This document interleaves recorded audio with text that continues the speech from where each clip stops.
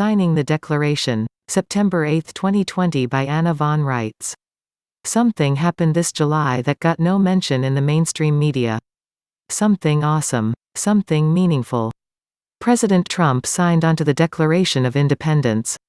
Now, that probably struck a lot of people as a symbolic gesture, a bit of politicized popular fluff, akin to all the other red, white, and blue bunting that festoons our nation every July. But remember, President Trump's office as the President of the United States of America exists in international jurisdiction. And what do we know about international jurisdiction?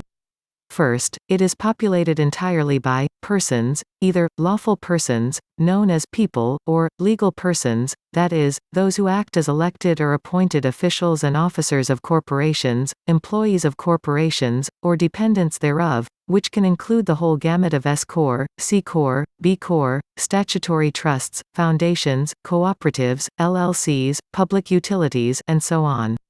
Secondly, international jurisdiction is split between land and sea.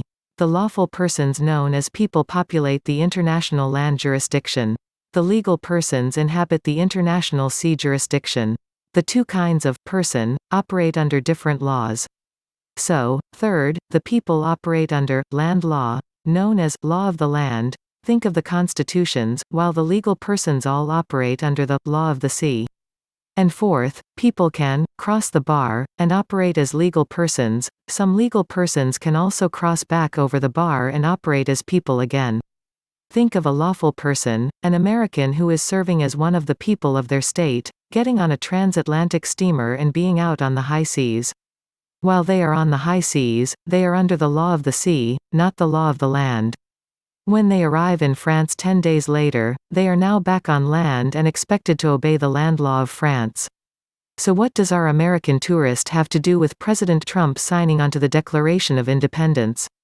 As CEO of one of the largest corporations on earth, Donald Trump spends his days and nights on the figurative high seas, subject to the law of the sea, but, in honor of the 4th of July, he came ashore and added his Donald Trump to a copy of the Declaration of Independence.